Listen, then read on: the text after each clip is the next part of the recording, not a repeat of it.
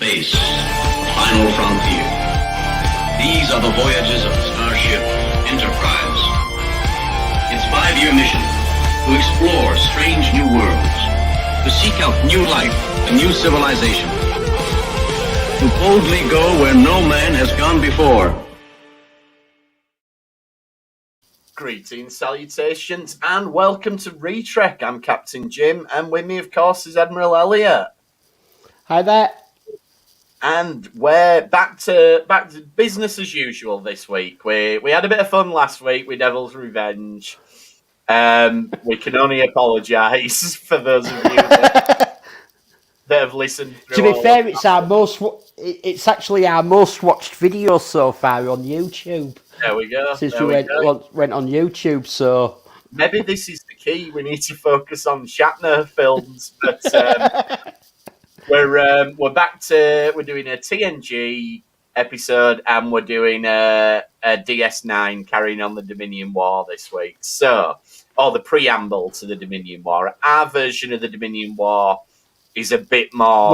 We're doing the in-depth version. Yeah. So you've got some interesting choices to look forward to. Honestly, we're not doing it just to review every single DS9 episode that we possibly can. No, it's not. It's not far off though. That's the only problem. By the time we've finished this, we'll have done so many of them that it's pretty much just going to be the bad ones that we have to go back to. We're going to have to do like a rubbish DS9 season just to cover the ones we've missed. Anyway. Before we get into that, though, Trek news this week, Elliot. So this is new to me. Yeah, we've got Trek news, and I didn't realise we had. Well, we've actually got a couple of things. Like the first one is just that Discovery's been delayed, and it's due to somebody's tested positive in production crew for COVID, so they've been put all in lockdown for 2 weeks. That makes sense. Strange New Worlds is fine because it's filmed in a separate city, so the crews don't actually mingle. But Discovery is being is going to be a bit later than we thought. Okay. Due to that, and they've done the sensible thing. Someone's tested positive, and they've played safe with everyone, 80 odd people, which is what you hope they do. That's the way it needs to be. But then we have 2 massive pieces of news about Picard. Yeah. John Delancey has been tweeting again. Oh yeah. And he's been tweeting. He's pretty much recorded the first 2 episodes. Oh, so he's in more than one. Yeah. Well, he's definitely in the first 2. Right. He hasn't shaved his beard, so he's still got how we're used to seeing him now. He's still got his goatee.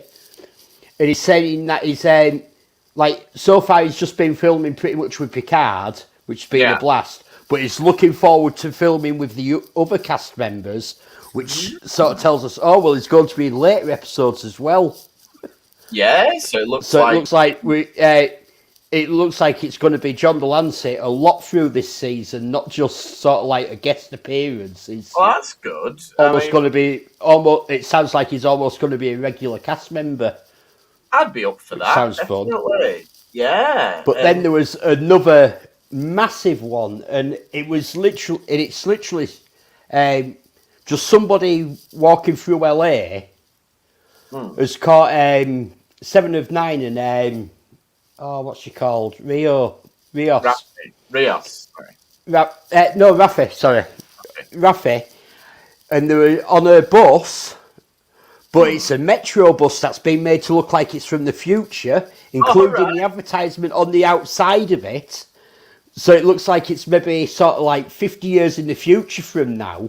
Ooh, so maybe which is sort of whoa, time travel. Yeah, well, it was implied that it was going to be time travel, wasn't it? And it's just this guy literally walking through LA has seen it, and he's managed to get a couple of snaps of them through a window, sat on the bus, being filmed. But then he's got some shots of the outside of the bus, which shows like you know how buses have big adverts on the side. Yeah, and it has this huge advert on the side, but it's advertising like space trips or something. Right. Okay. So I managed to miss all of that somehow. bloody hell.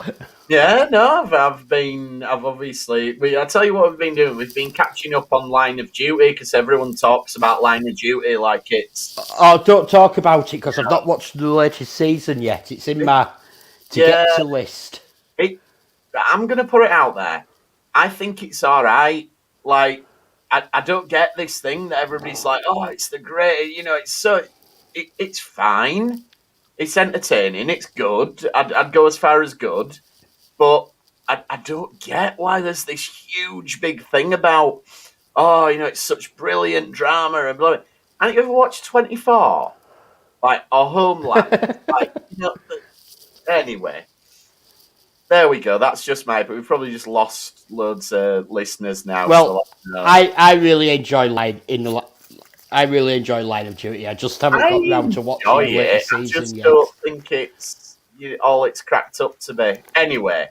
And still being locked in at home, I'm not seeing anybody for them to tell me about it, so I can do this with TV at the moment. It's good for avoiding spoilers, definitely. So yes, let's go to Next Generation then. So we're sticking with the holodeck theme, and we've decided to look at one of the beloved guest stars from the TNG era. It's the first appearance of Barclay in season 3's Holo Pursuit.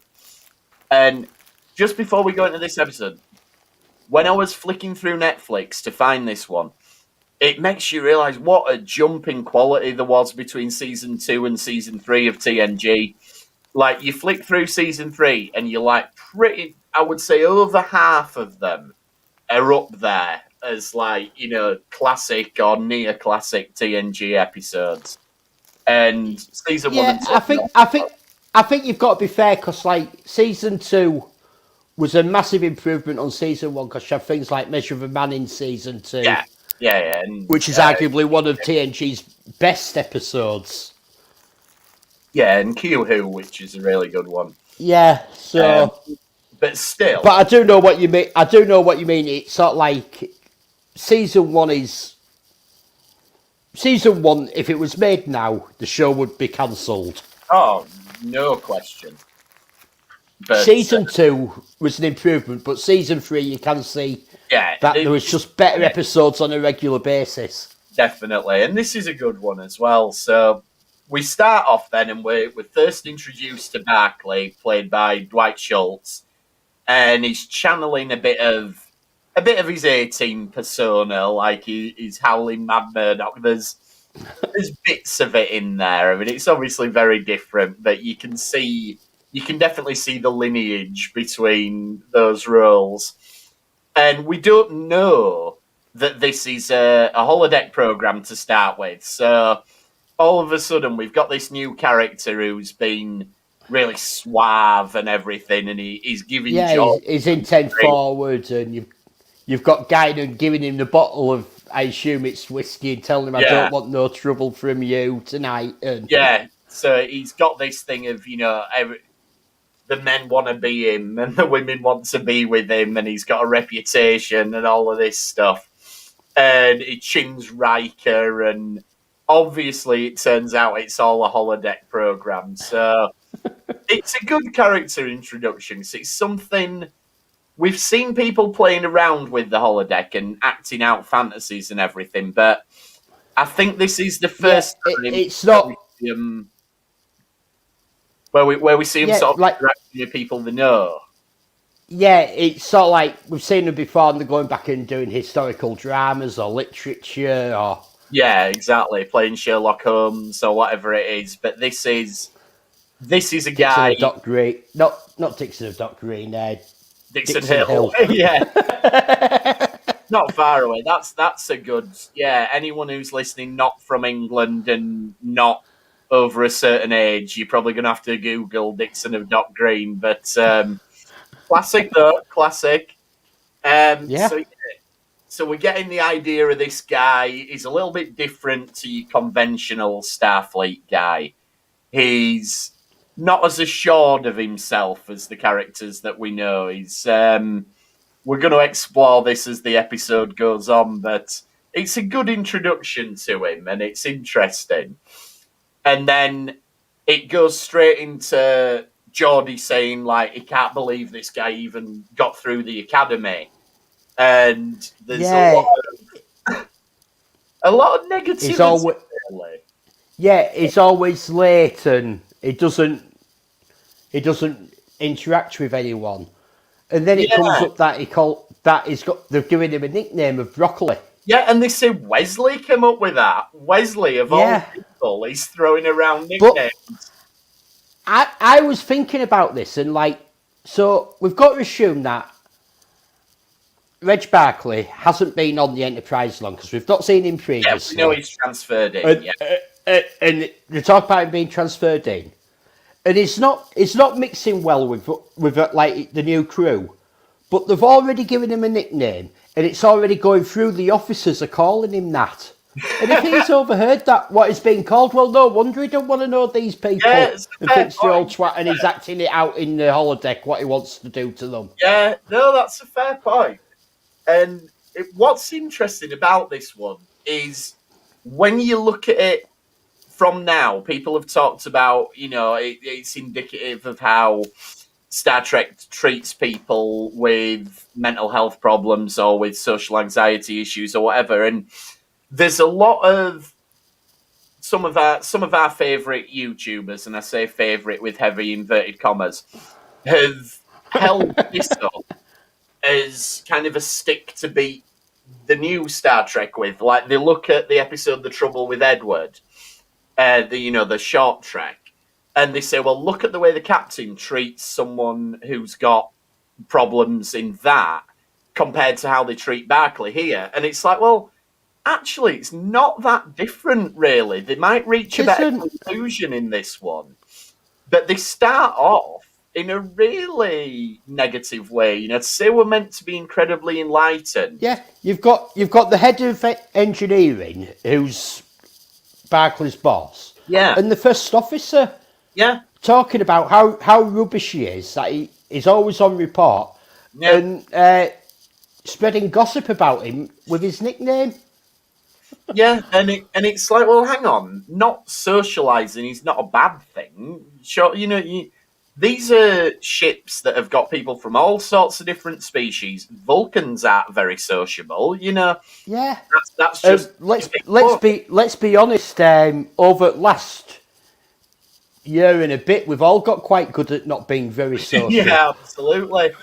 So I'm not sure that this episode is a paragon of how to treat people, and I think that if we did do this seriously, The Trouble with Edward, yes, okay, if you want to poke holes at it and say it's problematic in its treatment and of someone, blah, blah, blah, you could do. But what you have to remember is The Trouble with Edward is a joke. It was made as a joke.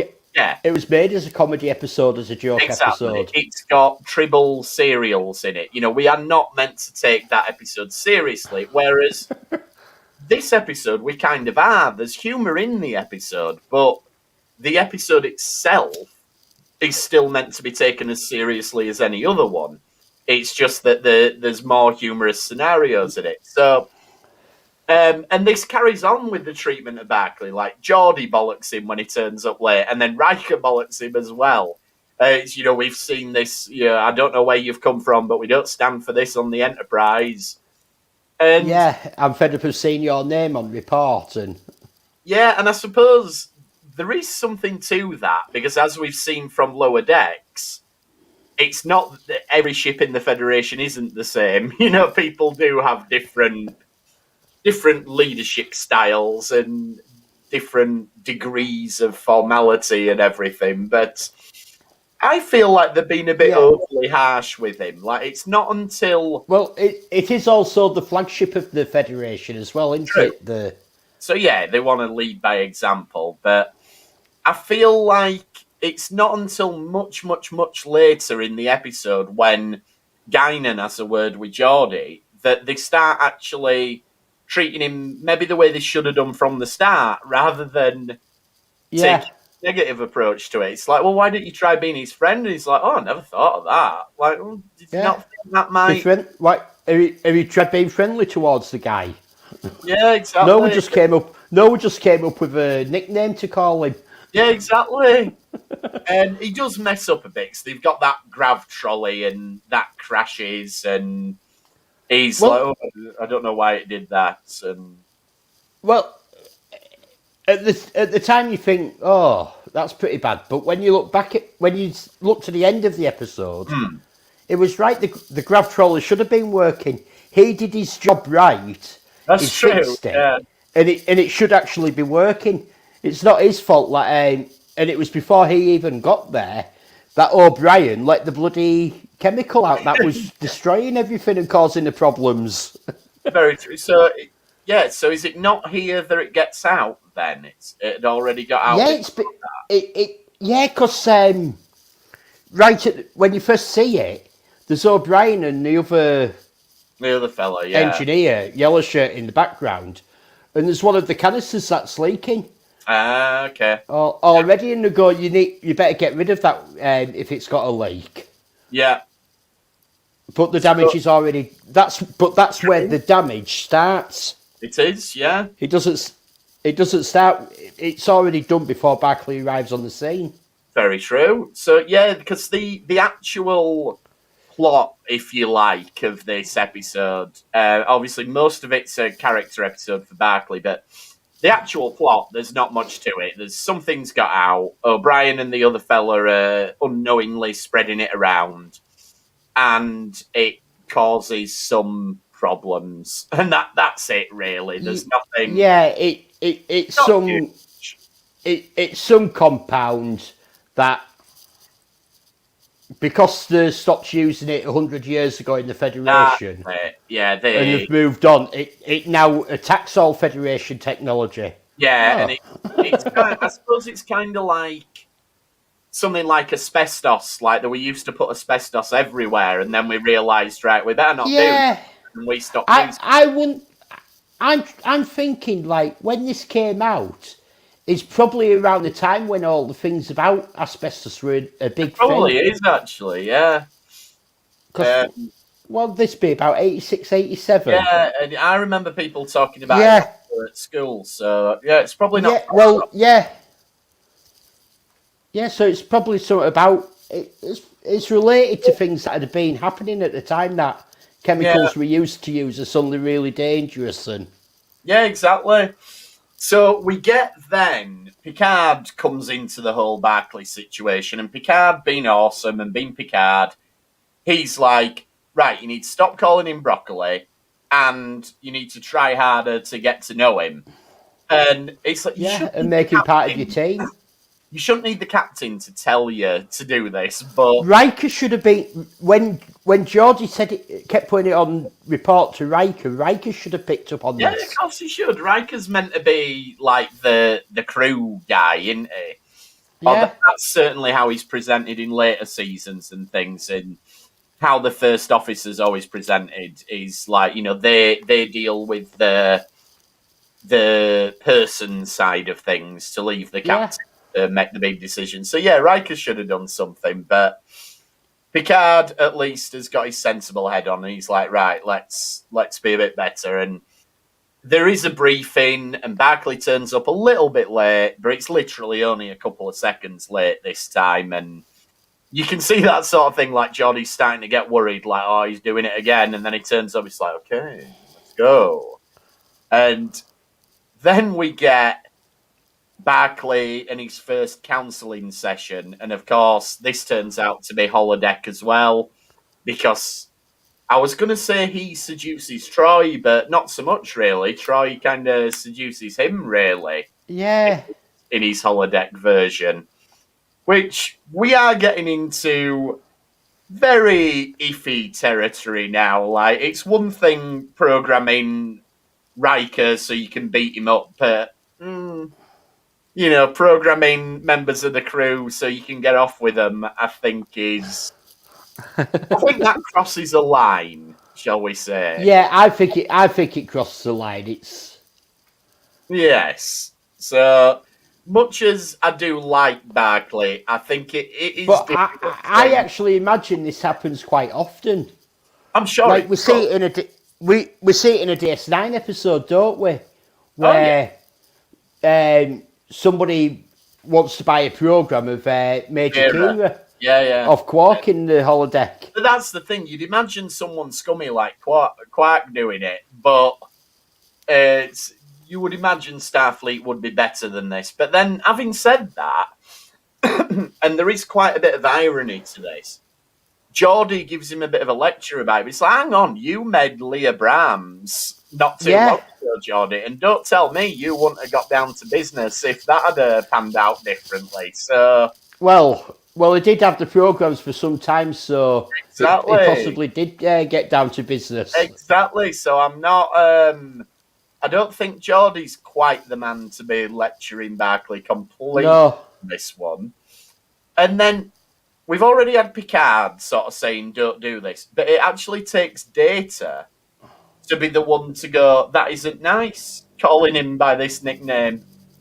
So they're all calling him Broccoli again. And it's the android who goes, well, no, that's not a nice thing to do. Yeah, why would you do that? Yeah. And this leads to, they find that the glass has gone weird, and this is where we start to see the weird stuff come in.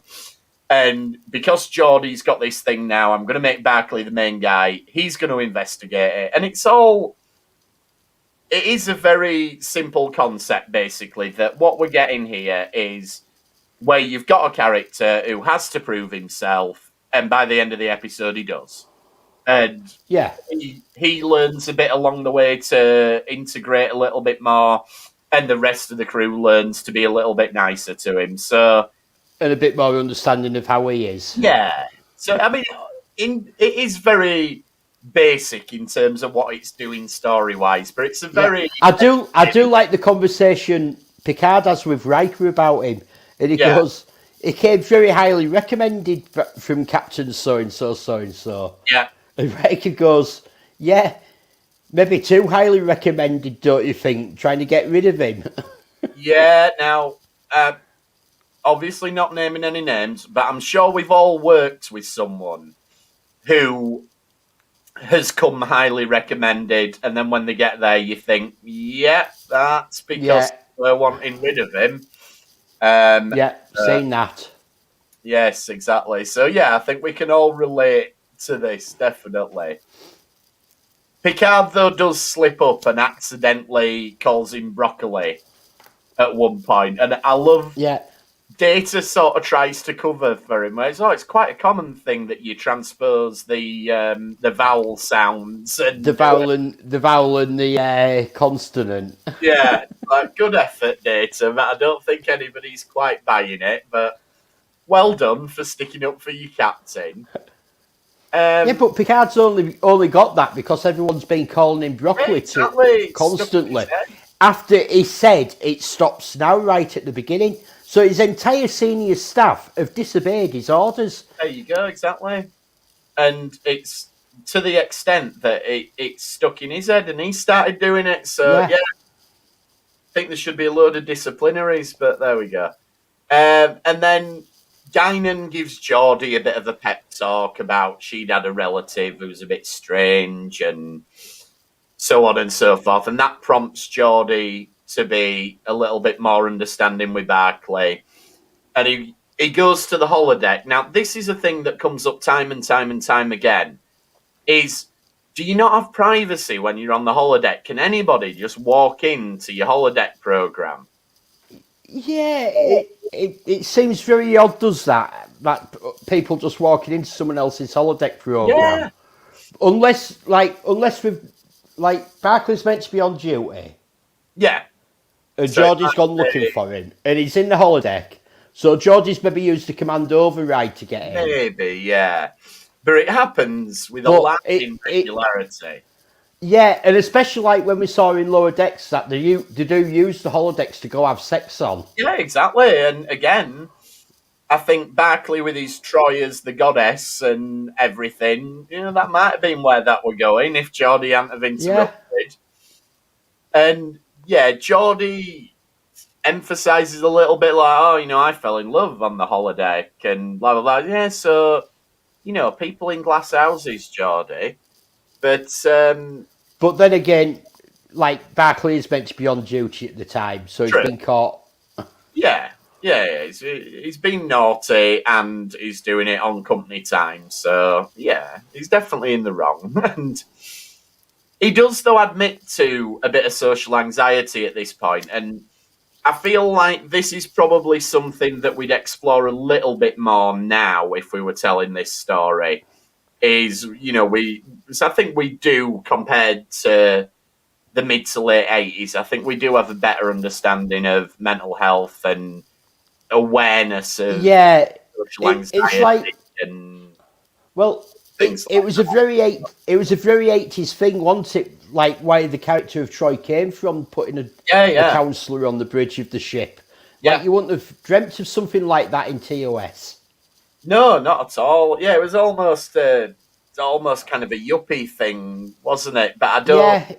Yeah. Like, it was sort of like the start of that trend that you have a counsellor and you go talk out your problems and you have your psychiatrist, and like for a long time I got the impression, because of what you saw on TV, that pretty much the whole of America went to see a counsellor or a psychiatrist. Yes, yeah, you do get that on a weekly stroke monthly basis to talk things out. That it was, and because that's what TV was telling us at the time. But the thing is, even though we were seeing that on TV, we weren't exploring any of the issues in any depth. It was almost just like paying lip service to it.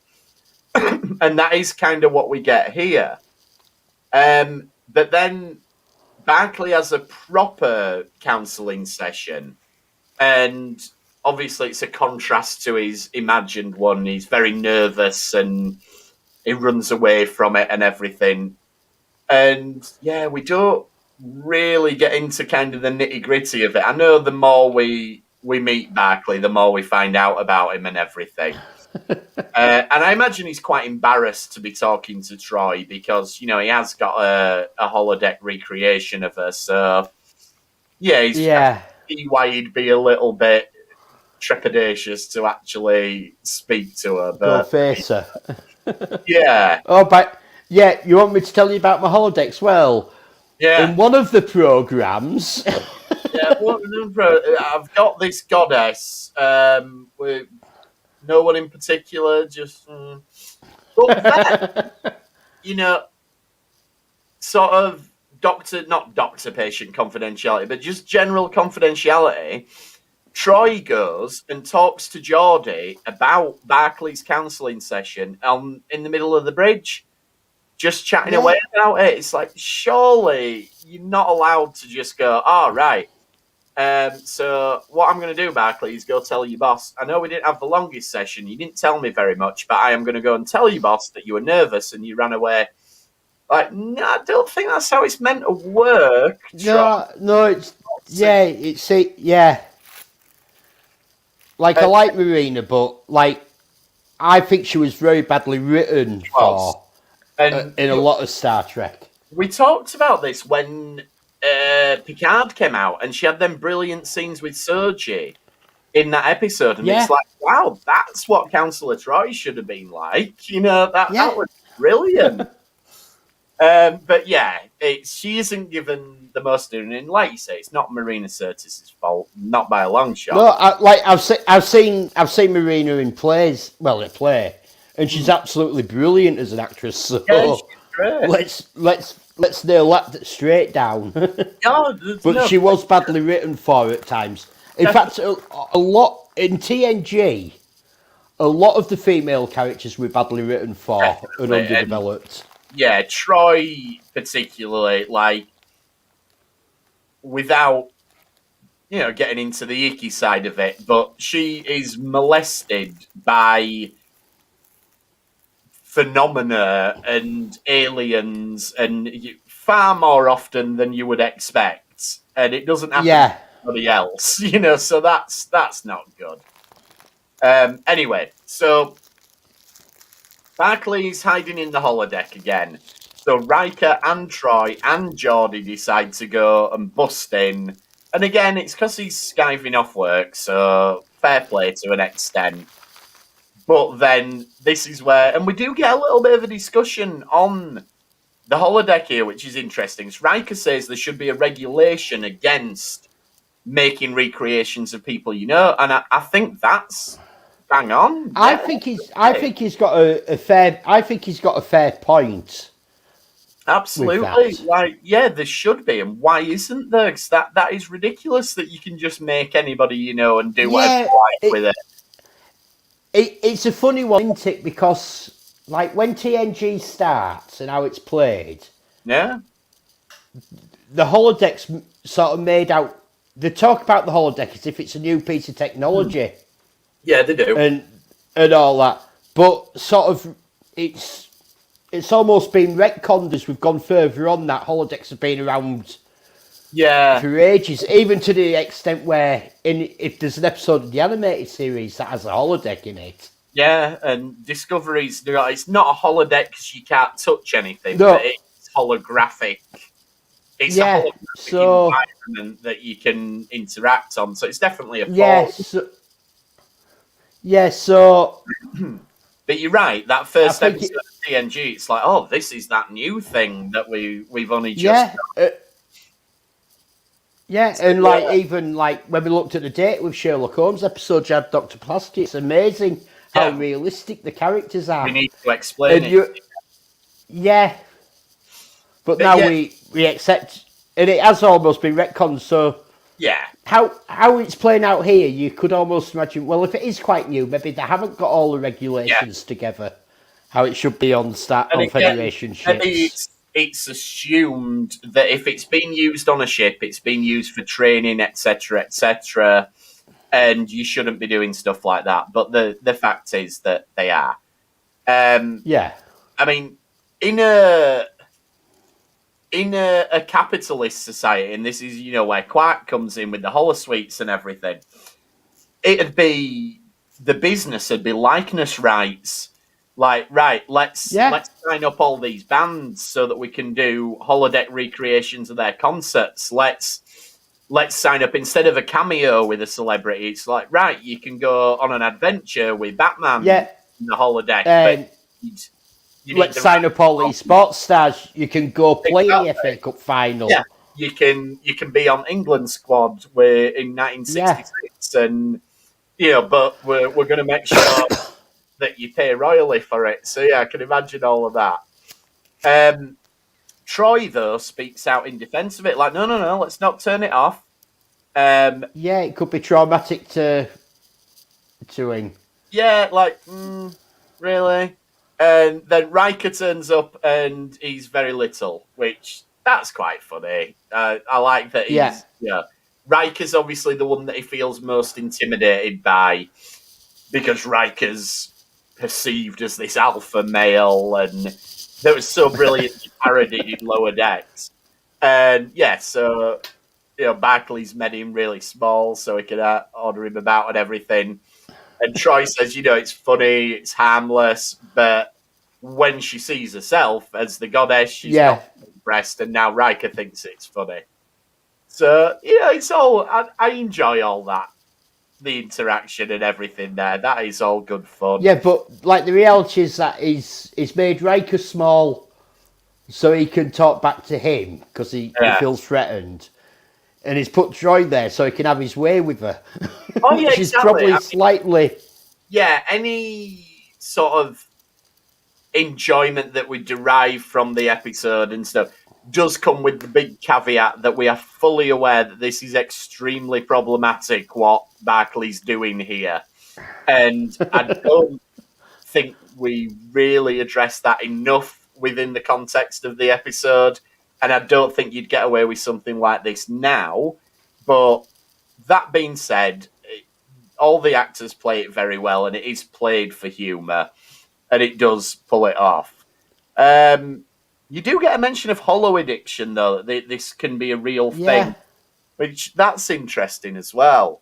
Barclay is the kind of guy who would get holo addicted. I mean, I imagine which a is lot of people. well, it's interesting that they came up with this holo addiction back then, because like this is well before we had all our social media. But you have people now who are literally addicted to social media. Yeah. And you see people, and they walk down the street like that on the Facebook or whatever. Yeah, no, I mean, I'll hold my hands up. I'm not immune to it, like, particularly over the last I'm not immune to it. But I find myself just flicking, I'm not even looking at it. I'm just flicking through my news feed almost like it's just a habit that I'm doing that. And I think, why am I doing that? Like, I'm watching telly, I'm not even looking at my phone. But I'm just that used to check it. It's so weird. But yeah, absolutely. If there was a holodeck, I'd be addicted to it. Of course I would. Why not? It's much more interesting. Then I do think we get some good sort of teamwork stuff. Like they do this kind of ideas session in engineering. And I quite like the engineer episodes when it's like, this is a problem that we've got to solve. Let's pool our resources, throw the ideas around and solve it. And obviously it is all a setup for Barclay to come through and save the day. But it's not a massive leap that it takes Barclay to go, well, hang on, maybe the connection is not the systems, maybe it's the people. Like, yeah, I don't... Yeah, who's been around all these systems? Well, an engineer. Like, and could they have picked up something? Usually when you're doing this story, it needs to be something that the character that we're trying to highlight, so in this case, Barclay, it needs to be something that only they could have solved, like only their skills or their insight to show how valuable they are to the team. But it just comes up with a pretty obvious hypothesis that turns out to be right. And, you know, it does have the effect, and it clears everything up. And like we said, it ingratiates Barclay to the crew to Barclay, and everybody ends up a better person by the end of the episode. But it's not a huge leap for him to get there. And another thing that's weird, and this happens a lot in Star Trek, is they go, right, it's that guy from engineering. We need to go down to engineering to inspect the canisters. And at this point, it's like the ship's going to blow up in 3 minutes if we don't stop it. Next scene, you've got Geordi and Barclay walking fairly slowly down a corridor. Yeah. You should be running to engineering. You Running. got 3 minutes. But no, we're just a nice leisurely stroll. And yeah, but they get it all sorted out. And then you get that bit at the end where Barclay's saying goodbye to everyone, and it's played as a bit of a bluff. It's like, is he going to transfer off the Enterprise? No, it's actually the holograms he's saying goodbye to. And he deletes everything except program number 9, which is... Yeah, like, did you notice, like, the computer had its pause there to wait for him to pause and decide. Yeah, it knew we were gonna come in with something else because it's Now, what is program number 9? Is that the goddess about empathy? I think so. I think that's just a little bit of sleaze at the end. We drop in a little bit of grot just before we finish the episode. So he's grown as a person, but he's keeping his favourite mucky program for himself. So fair enough. But yeah, I think it's a good introduction to Barclay, and he is an interesting character. And we're going to look at his second appearance next time, aren't we? We're going to go with Cupid. Not Cupid, the Nth Degree. Oh, Cupid's Nth Degree. You know why that is? That's because I had them on the same VHS. So they always stick them two together. We'll look at the Nth Degree next week. But let's switch over to DS9 then. And we're still in Season 1, and we're looking at Vortex this time, which is... Yeah, we decided to let you all off from Come Along Home. Yeah, Move Along Home, we've decided. Even though it's got people from the Gamma Quadrant, it's got nothing to do with the Dominion War. So we can spare you that one. But this one, I think there's enough in this one that justifies us including it. I think there's quite a lot in. I think there's quite a lot in this one. When you watch it back, yeah, like you said, there's a lot that is still consistent with what we find out later on, which I Yeah, don't know whether it's forward planning or whether it was just a bit of luck. But yeah, there's a surprising amount of this holds up. yeah. To say like at this point, they still wanted to keep it episodic and didn't want Yeah. to do big story arcs. So And another thing that's worth saying is I know we're very much cherry picking episodes from DS9's first season here, but we've looked at Captive Pursuit and this week we're looking at Vortex, neither of which are the greatest episodes of Star Trek ever made. But if you hold these up against season 1 of TNG, this is streets ahead of where TNG was. yeah, it is. And Yeah. people say about DS9, they say, oh, it didn't get good until season 3, or some people even say season 4. It's like, it didn't get as good as it was going to get, but there's nothing wrong with these episodes. I think DS9 suffers with people saying that when we look back at it because it got so good. Yeah, I think that's the case, because It got so good that it's very easy to look back at the early episodes and go, oh, it's only... and it hasn't got this or this involved in it. There are a couple of clunkers. Like, I'm not going to claim every episode of the first season of DS9's magic, because it's not. There is some garbage in there. But if you take these two we've looked at, Captive Pursuit and Vortex, as middle of the road first season DS9 episodes, they could happily sit with middle of the road any season TNG episodes. Yeah. And there'd be no issue. But anyway, so like I say, I think DS9 was strong from the start. Like I say, it suffers when we all look back at it because DS9 was so bloody good at the end. Yeah, it got so much better than this. But there's nothing wrong with this. Yeah. So, yeah, Odo's... We start off with Odo and Quark, and you can tell we're only 11 episodes in, but everybody's settling a little bit into the roles now. And Odo and Quark are a bit of banter about the Mirador Raider, and Quark's playing innocent and everything. And we get introduced to Croden, who's going to be the main guest star this episode. And he says, Quark says the Klingons brought him back from the Gamma Quadrant. Now, that's a story you'd want to see. Like, first of all, what were the Klingons doing in the Gamma Quadrant? I know they're at peace with the Federation at this point, but do Klingons have science missions that they go on, or were they looking for a planet to conquer? Or well, it's often said in it, like, I think you've got to look at the Klingons, and I know we don't see really anything of it, but I imagine the Klingons are a bit of a caste system, a bit like Mabari in Babylon 5. Yeah. So, but we normally only see the warrior caste. Yeah, I think they do. We see because like they've briefly. Yeah, but it tried to, and I think that's how it'd have to be, because you need your scientists, your engineers to build the bloody ships that they have. Well, yeah, exactly. That they've gone out and conquered with. So I hope that even in these other fields, I hope that it's still all about glory. Like, it's like, the glory of discovering the vaccine. And I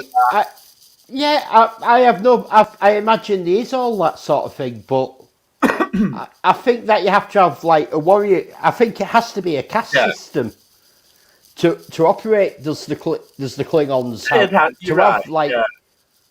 the warriors out there like how they are? There has to be something else. Yeah, Klingon doctors, like, there is no glory in prescribing paracetamol for a headache.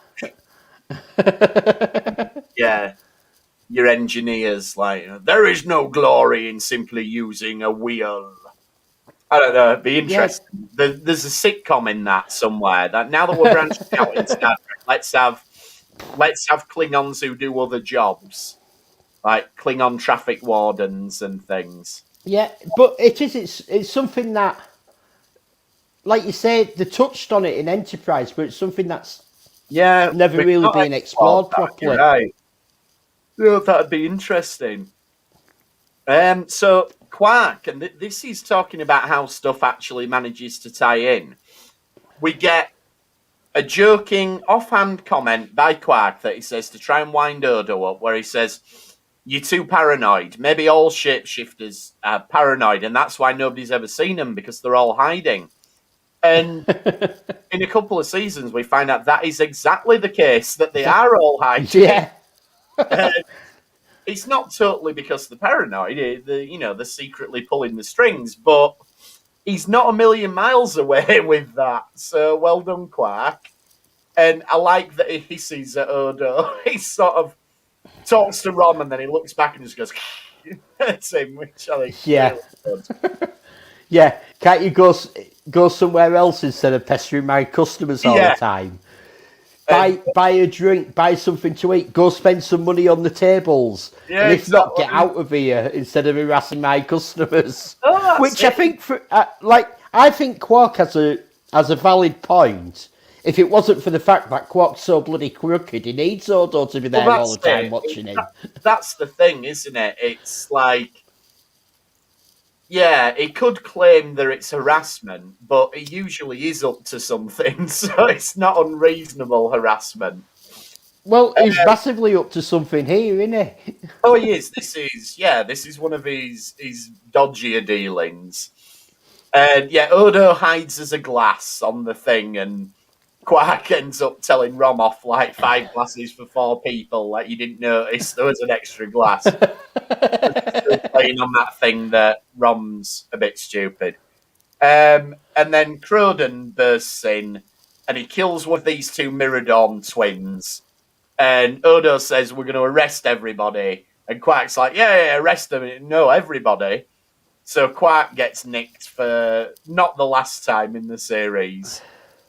And it's kind of a B plot, really, isn't it, with the Miradon? But we find out that when you've got twins of that species, they're really intrinsically linked. And if one of them dies, the other one goes on a blood feud, effectively, and they've got to avenge it.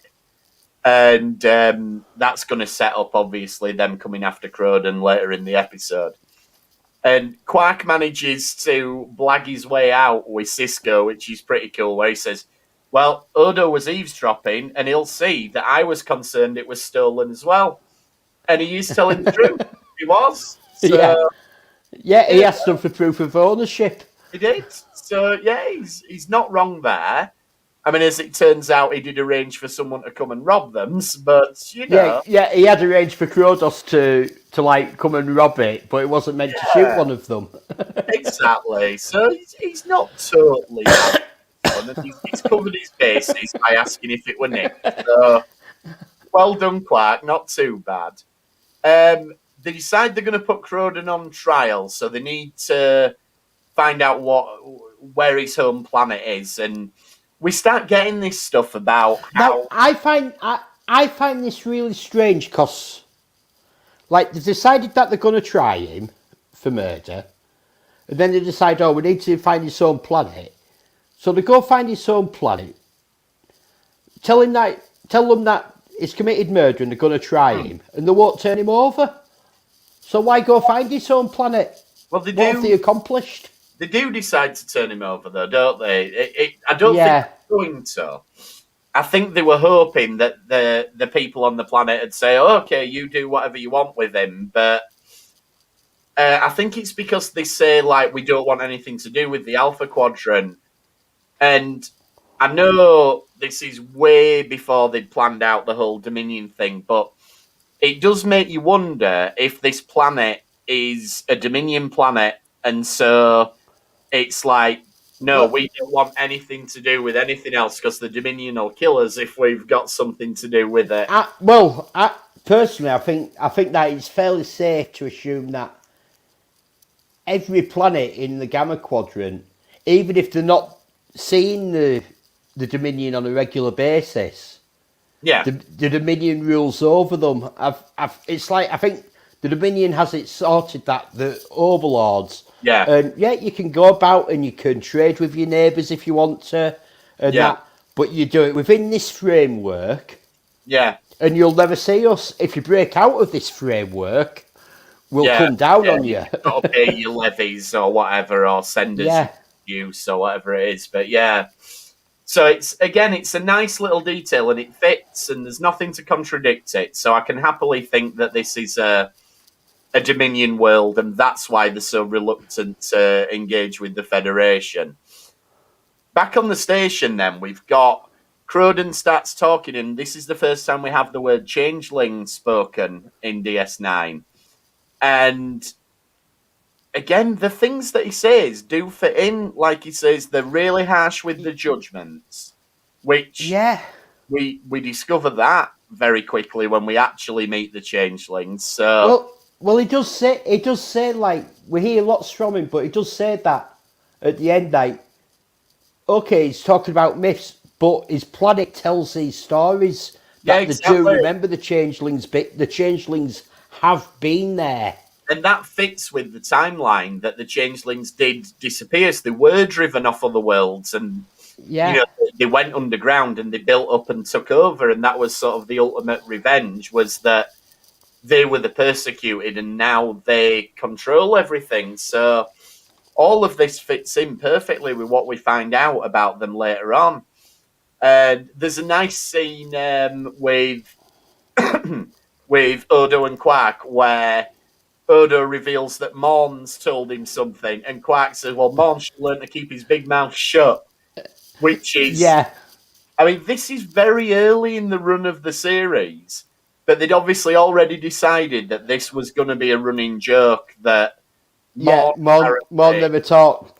You never see Morn talk, but everyone talks about how he never shuts up. He never shuts up, ever. He'd talk the ear off or whatever, so... But again, seeing that, this is just over halfway, through the first season. And you're getting a joke that's going to recur and recur over the whole rest of the show. Yeah. So, again, this goes back to people need to give DS9's early days more credit, because that's a little detail that, I don't think there's anything like that in TNG, in Voyager. So they were developing characters. Yeah. Very, very early on. Yeah. I was watching an interesting one with Colm Meaney in an interview, and he was talking about his uniform, how he's got much baggier sleeves than anyone else. Right. And he literally said, well, if I'm an engineer, I should be a rolled up sleeve. I want to be a rolled up sleeves engineer. So they give him baggier sleeves so he could roll his sleeves right up. And that's why when Geordie had to borrow his uniform for Generations, it's really big on LeVar Burton. But yeah. So then Odo's questioning Quark about Croden and everything like that. And eventually he talks a bit more about the changelings. So he says, they used to be on our planet, but we drove them out. And again, absolutely spot on. That's what we find out later on. But it's also playing on Odo, isn't it? Because Odo is of a suspicious nature, and he's sort of going, and he goes, you're just like all the other changelings, suspicious, and he's looking at Odo's traits, and he's playing Odo. Definitely. Yeah, he's definitely blagging him. But it does seem like he is talking from some experience of these myths, and that these myths are obviously based on the real changelings, if you like. And then he gives him this amulet, which has got, basically, it's like a shape-shifty key in it. Yeah, it's like a piece of a changeling almost. Almost, yeah. And this is something, this never comes back. Spoiler alert. We never see this amulet again, which I think is a shame. Like, I would have liked it if going forward from here, Odo just wore this amulet. Just each episode, Odo's just got it round his neck. It becomes a thing that he wears. What? And we have the episode, don't we? I can't remember what it's called, where he gets the baby changeling. Yeah. And you could have almost had it that. You could have had that episode, and you could have had, like you say, him walking around with this amulet for years, literally on the show. No one, and it become literally something that he's got on, but you don't really notice it because he just wears it, and then suddenly it's a baby changeling. Yeah, something like that. I don't see why we didn't go back to this and just tie it in. Just have a little scene where one of the founders says, "Oh, that's such and such." Explains what this is, what it's is. But never mind. We can forgive them a drop stitch in the overall. But I do think it's a shame. So Croden's giving him all this about there's a vortex, and in the vortex, that's where the changelings live. And Odo has to take him back, but they've got to sneak past the Miradon. And this is a little bit silly because the runabout just flies up and flies alongside the other ship, and it's like, but we see DS9 scanners, and they've got two separate dots. So wouldn't the Miradon scanners also have two separate dots? Like, that only works if the guy's looking out the window, if you've only got in line of sight sensors. Exactly. So I mean, maybe the Miradon only do have line of sight sensors, or maybe he's able to move in and he's able to mask his. Yeah, but then it wouldn't mask his stuff as being part of the other ship. But then it wouldn't show up as two dots on DS9's sensor then. But maybe their sensors are better than the Miradon sensor, or whatever. But it's a bit silly. It's a bit silly. Anyway, so we find out a bit more about Croden, that he basically was a political dissident by the sound of it. And they decided he was guilty. They came for him. They came for his family. And that's when he escaped. That's why he's wanted. He killed one of the guards. So he's one of these guys. He's done bad things, but presumably for justifiable reasons. I mean, we don't know. We never look at what the political structure of his own planet is. So, it's a political dissident, but it might be just a dangerous terrorist. It could be. For all we know. Yeah, it could be that this planet is the greatest utopia that's ever existed, and the politics are wonderful. And he's a dissident because he's going around saying we should kill everybody. So it could be like he could be like the Hitler of this planet, for all we know. Yeah, it's never looked at. It's just looked at. Oh, he's a dissident. Oh well, we better protect him. Well, he seems okay-ish, and I do like the performance of the guy who plays him. Like, he plays it with enough sort of charm to get away with the rougher edges of it, and he plays it with enough of an air of mystery and everything. I think he's good. He's good. He gets the job done. So when they get there, then the Miradon turn up, and they attack, and Odo has to free Croden, and the only way to get away from them is to go into the Vortex, which is where Croden wanted to go anyway. And they managed to get down on the planet, and it turns out that there's no changelings. It's all been a blag. What it actually is his daughter's in stasis, and the only way you can open the stasis chamber is with this key, because it morphs into the lock. Into the shape of the lock. Yeah, which is fine. I mean, you'd think that you'd want to keep something like that if you're on the run. So that's a pretty handy tool. Presumably it works pretty much everywhere. But well, it'll work on any physical lock, but like we see a lot of the locks in Star Trek are actually done with electronics and all that. So what if it decides not to change back? It could just be a one use only thing. Like, you put it in, it molds to the shape. You turn it, and then it won't come out again because it's anyway. So it's doing it all for his daughter. Now Odo gets knocked out in a cave in. This goes against what we find out later on, because he should have turned back into a puddle, shouldn't he, when he got knocked out? Yeah. From everything else we know later on. So I'm sure. And Well, we see him being hit by blunt objects, don't we? As well, and they sort of pass through him because it goes through him like it's liquid. And it never knocks So him out. why didn't the Rock? Yeah, why didn't he?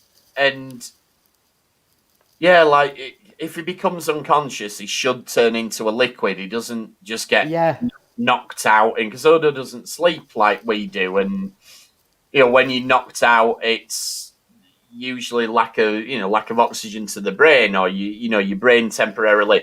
Odo's got a brain, so it doesn't. Yeah, I think it's one of them things early on that they've not decided yet that he turns into liquid, and that's the only way, which is fair enough. Yes, it's a big plot hole, continuity error, whatever, but it's early days, and you just got to live with it. They messed up.